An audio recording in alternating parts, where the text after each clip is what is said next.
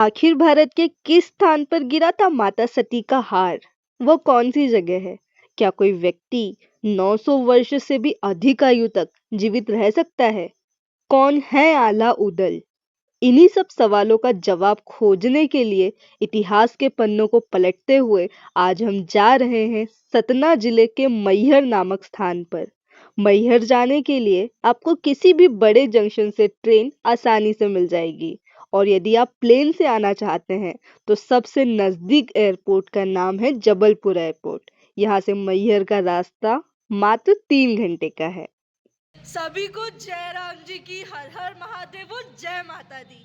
मैं हूँ आज मैहर में और हम लोग सुबह सुबह नहा धो के तैयार हो गए हैं और हम जा रहे हैं माता जी के दर्शन करने के लिए। जाने का क्या प्रोसेस है, रास्ते में क्या क्या सुंदर सुंदर दृश्य दिखाई देते हैं, वो सब मैं आपको अपने ब्लॉग के माध्यम से दिखाने वाली हूँ। बने रहिए मेरे साथ और बोलिए जय माता दी। मैहर की महारानी स्वयं मां शारदा भवानी है। ये मैहर की कुल देवी है। विंध्याचल पर्वत श्रेणी के त्रिकुट पर्वत पर माता जी का मंदिर स्थापित है। ऐसा कहा जाता है कि मां की पहली पूजा आदि गुरु शंकराचार्य जी ने की थी।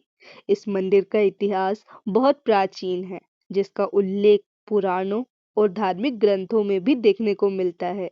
मंदिर के इतिहास के विषय में जानने के लिए आइए आपको एक कथा सुनाती हूँ।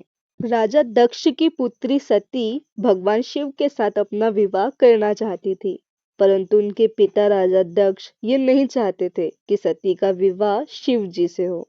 पिता की मर्जी के खिलाफ सती ने शिव के साथ विवाह किया। एक बार राजा दक्ष ने बहुत बड़े यज्ञ का आयोजन करवाया। उस यज्ञ में उन्होंने ब्रह्मा, विष्णु, ब्रह्मांड के सभी देवी देवताओं को आमंत्रित किया, लेकिन यज्ञ में शंकर जी को नहीं बुलाया। यज्ञ स्थल पर माता सती ने अपने पिता राजा दक्ष से ये पूछा कि आपने शंकर जी को क्यों नहीं आमंत्रित किया। इस पर राजा दक्ष क्रोधित हुए और उन्होंने भगवान शंकर के लिए अपशब्द कहे, सभी के सामने अपमान किया।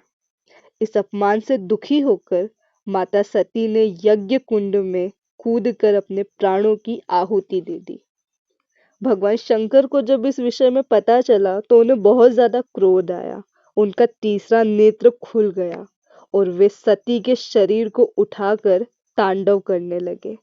भगवान शिव के तांडव करने से पृथ्वी पर प्रलय का खतरा बढ़ने लगा, जिसे रोकने के लिए भगवान विष्णु ने अपने सुदर्शन चक्र से सती के शरीर को 52 भागों में विभाजित कर दिया।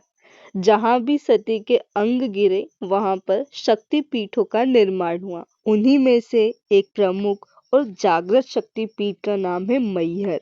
मैहर का मतलब है माई का हार। इस स्थान पर मैया का हार और कंठ गिरा था, इसलिए इस स्थान को मैहर कहा जाता है। यहाँ मैया से जो कुछ मांगो माँ उसे जरूर पूरा करती है। चलिए अब मैया के दर्शन के लिए चलते हैं। उसके पहले हमने मैया को चढ़ाने के लिए चुनरी, प्रसाद और नारियल लिया। फिर ऑटो में बैठकर भजन करते हुए मंदिर की ओर चल दिए।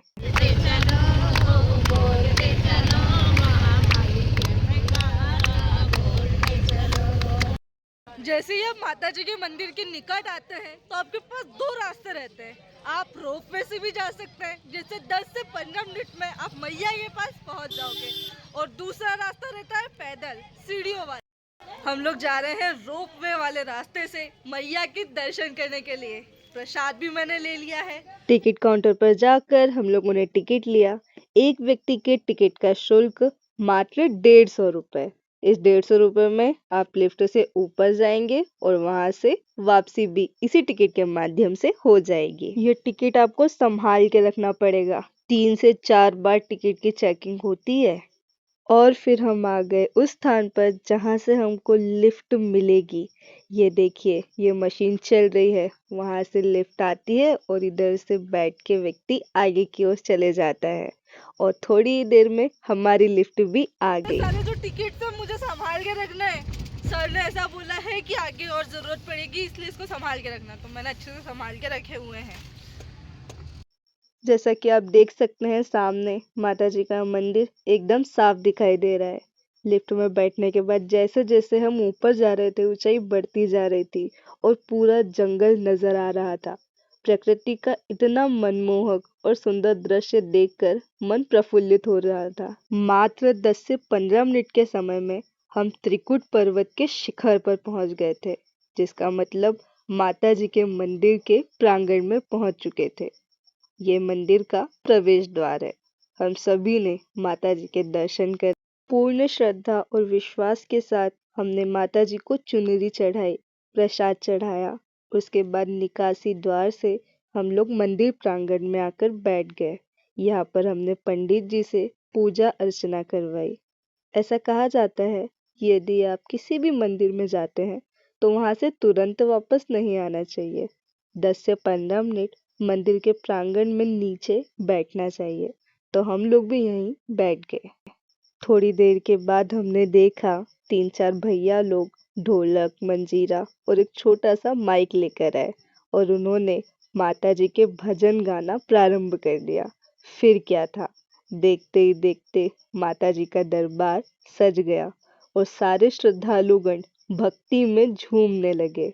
इतने सुंदर भजनों को देखकर हमारी पूरी पलटन भी अपने कदमों को रोक नहीं पाई और हम सभी मंत्रमुग्ध होकर जय माता दी बोलते हुए भजनों पर झूमने लगे।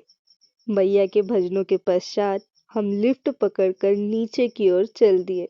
नीचे पहुंचकर थोड़ा सा आगे चलने के बाद हमने देखा यहाँ पर सभी देवी भक्तों के लिए निशुल्क अल्पाहार की व्यवस्था है। हमने अल्पाहार किया और जय माता दी कहते हुए अपने अगले पड़ाव की ओर निकल पड़े। आला और उदल की कहानी के विषय में मैं आपको अपने वीडियो के पार्ट 2 में ज़रूर बताऊंगी। मिलते हैं वीडियो के पार्ट 2 में। आपको ये वीडियो कैसा लगा कमेंट करके ज़रूर बताएं। जय माता दी।